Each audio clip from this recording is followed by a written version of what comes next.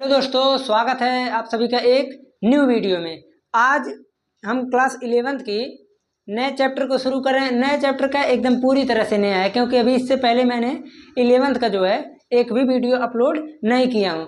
तो डायरेक्ट जो है 8वां चैप्टर देखिए, अगर न्यू एनसीईआरटी बेस्ड से देखा जाए तो ये 8वां चैप्टर है, ठीक है ना। और अगर पुरानी से देखा जाए तो 9वां चैप्टर है। चूँकि अंतर क्या है, जैसे मैंने सिलेबस को जब देखा ओल्ड और न्यू दोनों को, तो ओल्ड में कुछ ज़्यादा ही दिया है, ठीक है ना। और न्यू में क्या है, जो कट गया है, जो इस बार पढ़ना है या जो पिछले साल भी पढ़ना था, वो चीज़ क्या है, सिंपली वही चीज़ न्यू बेस्ड एनसीईआरटी में दिया है। तो इसलिए मैं only one new based NCERT से ही पढ़ाऊँगा, ठीक है ना। अब अगर मान लो भाई कहीं ओल्ड एनसीईआरटी लगता है, मान लो लग रहा है, तो जितना पढ़ा देंगे उतना कर लेना।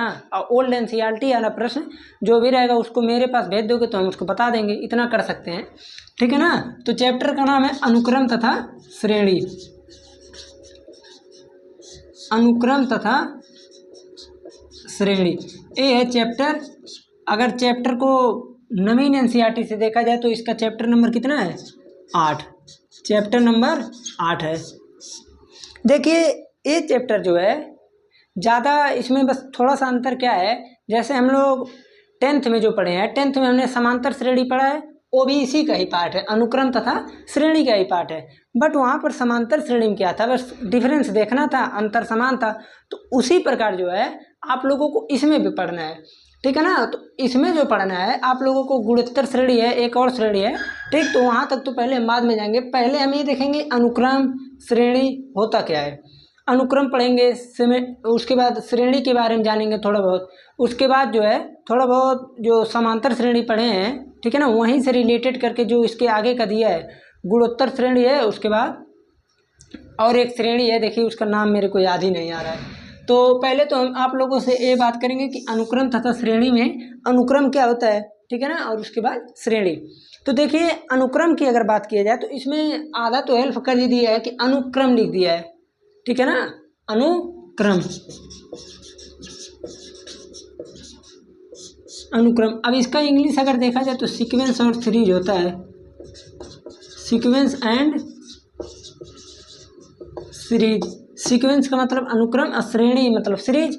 तो अगर अनुक्रम की बात की जाए तो देखिए, अगर कोई चीज़ एक सिस्टमेटिक तरीके से लिखा हो, सिस्टमेटिक का यानी क्रम से लिखा हो, जैसे आप काउंटिंग को देख लीजिए, नेचुरल नंबर को देख लीजिए, होल नंबर को देख लीजिए, किसी भी अगर नंबर को हम देख रहे हैं तो हम ये देख रहे हैं कि जो भी लिखा है, जैसे हम नेचुरल नंबर की बात करें तो नेचुरल नंबर में हम ये देख रहे हैं कि जो भी लिखा है वो किससे लिखा है, एकदम क्रम से लिखा है। क्रम से हम देख रहे हैं, एकदम सिस्टमेटिक तरीके से लिखा है। ए नहीं 1 के बाद 3 है, 3 के बाद 2 है, 2 के बाद 6, 8, 7, ऐसा कुछ नहीं है, ठीक है ना। तो जो चीज़ अगर लिखा है वो भी एकदम सिस्टमेटिक तरीके से लिखा है, जिसमें क्रम हो, ठीक है ना। क्रम से लिखा है अगर कोई चीज़ तो उसे बोलते हैं अनुक्रम, ठीक है। जो भी चीज़ क्रम से लिखा है उसे क्या बोलेंगे, अनुक्रम। इसका सिंपल एक उदाहरण है नेचुरल नंबर, होल नंबर। और कोई चीज़ अगर आप देख लें, ठीक है ना, कि जो क्या हो क्रम से हो, तो उसे ही क्या बोलते हैं, अनुक्रम बोलते हैं।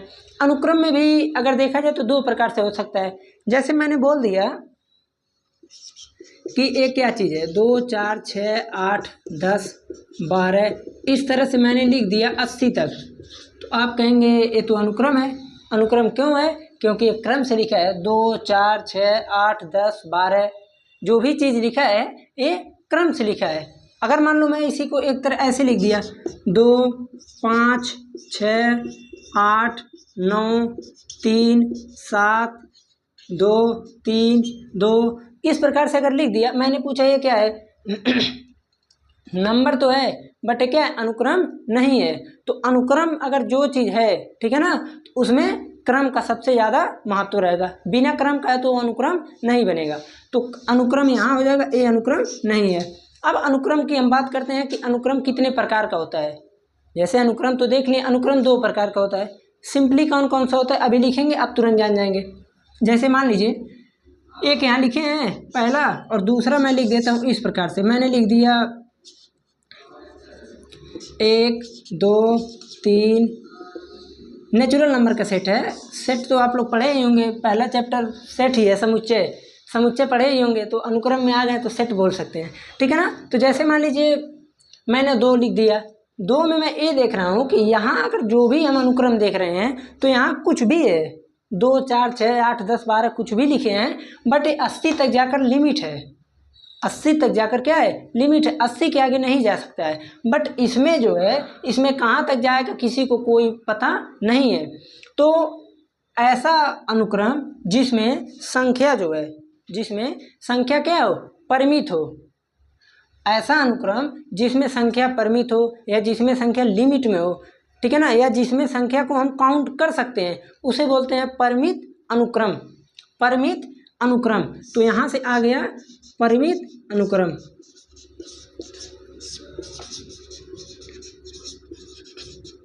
परिमित अनुक्रम। और यहाँ पर ऐसे अनुक्रम या ऐसी अनुक्रम जिसके संख्या को हम काउंट ना कर सकें या जिसमें कोई लिमिट ना हो, ठीक है ना। और इसमें हम ये देख रहे हैं कि यहाँ हम इसको काउंट नहीं कर सकते हैं कि कितनी संख्या है, बट इसमें हम काउंट कर सकते हैं।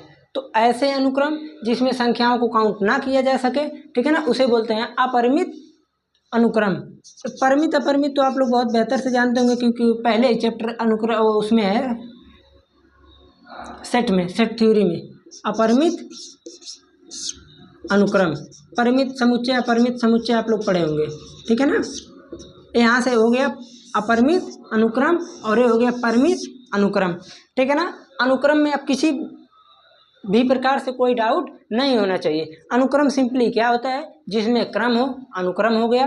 क्रम में अगर मान लीजिए क्रम है, जो भी लिखा है वो सिस्टमेटिक तरीके से होना चाहिए, ठीक है ना, वो भी क्रम क्या है, वो बन जाएगा अनुक्रम। अब जैसे मान लीजिए कभी कभी आप लोग देखेंगे इस तरह से लिखा रहेगा, जैसे मैंने यहाँ नेचुरल नंबर बोल दिया, होल नंबर बोल दिया। अब कहीं अगर इस प्रकार से लिखा मिल जाए -3 -5 -7 -9 -11, तो कुछ लोग कहेंगे नहीं ये नहीं होगा। तो ऐसी बात नहीं है, चाहे माइनस में रहे चाहे प्लस में रहे, बस उसमें सिस्टमेटिक तरीका क्रम रहना चाहिए, तो वो क्या हो जाएगा, अनुक्रम हो जाएगा। ठीक, अनुक्रम इतना है। अब इस पर जैसे हम एक एग्जाम्पल ले लेते हैं। जैसे मान लीजिए मैंने बोल दिया कि एक अनुक्रम है। देखिए एक चीज़ मैं तो अभी बताया ही नहीं, अनुक्रम जो होता है, अनुक्रम में पहले टर्म को बोलते हैं A1, ये आप लोग पढ़ ही चुके होंगे, A2 A3 A4, और अगर इस तरह बढ़ रहे हैं तो ठीक है, और जब nवां टर्म पे जाएंगे तो इसे बोलते हैं AN। ठीक है, इतना तो सबको पता होना चाहिए, ये बेसिक है, 10th में आप लोग पढ़े ही होंगे। तो अगर मान लो मैंने एक एग्जाम्पल दे दिया कि AN जो है मैंने लिख दिया 2 + 7n। अब मैंने बोला कि इसका आप ऐसा है 4 अनुक्रम बता दीजिए, शुरू से 4 अनुक्रम बताइए। तो अनुक्रम बताने के लिए आप क्या करेंगे, सबसे पहले सिंपली 1 रखेंगे, ठीक है ना, 1 से शुरू करते हैं। वैसे तो आप कहीं से कर सकते हैं, अनुक्रम की अगर बात किया जाए तो आप कहीं से कर सकते हैं, बट ऐसे क्वेश्चन में कंडीशन दे देते हैं। जैसे दे दिए n > 0, n > 0, ठीक है ना। तो यहाँ का मतलब हो गया कि n जो है वो 0 से बड़ा होना चाहिए। तो 0 से बड़ा क्या आएगा, 1 ही तो आएगा। तो 1 जब रखेंगे तो पहला हो जाएगा, देखिए A1 = 2 + 7, तो यहाँ से आएगा 9। A2 = 2 + 2, 14 2 16।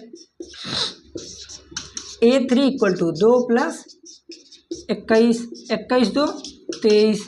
A4 = 2 + 4, 28 2 30। देखिए 7 का अंतर हो गया, ठीक है ना। अगर आप लोग इसको देख लेते हैं तो आप लोग जब इसका लगाएंगे प्रश्नावली 8.1, तो कोई प्रश्न में डाउट नहीं रहेगा, बहुत ईजी प्रश्न दिया है। इसी प्रकार ऐसे दे दिया है, कंडीशन दे दिया है, ठीक है ना।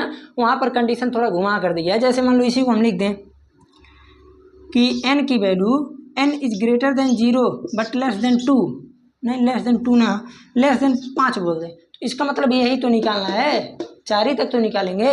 0 से बड़ी और 5 से छोटी, तो 1 2 3 4, यही 4 आएगा, ठीक है ना। तो अब देखिए जिसको अनुक्रम समझ में आ गया, अनुक्रम में क्रम है, परिमित होता है, अपरिमित होता है। किसी भी अगर मान लो कोई nवां अनुक्रम दिया है तो वहाँ से हम किसी भी नंबर का अनुक्रम को फाइंड कर सकते हैं, इतना तो पता चल गया। सेम इसी का एकदम श्रेणी है, सब कुछ वही है। श्रेणी में क्या होता है, जैसे श्रेणी में अगर मान लीजिए हम देखें तो श्रेणी में सिंपली हम किसी भी चीज़ को श्रेणी में लिख दें। जैसे हम योग करने के लिए लिख दें, मल्टीप्लाई करने के लिए लिख दें, किसी भी प्रकार से किसी योग को निकालने के लिए कर दें। जैसे मान लीजिए मैंने इसको लिखा ठीक है ना, 6 ही तक लिखे। अब मैं इसको ऐसे अगर कॉमा लगा कर लिख दिया तो ये तो अनुक्रम बन गया, ठीक है। अगर मैं इसी को प्लस में कर दूँ 1 2 3 4 5 6, अब ये क्या बन गया, श्रेणी, ठीक है ना। तो श्रेणी सब कुछ एकदम डिक्टो फोटोकॉपी इसी का है, अनुक्रम का ही।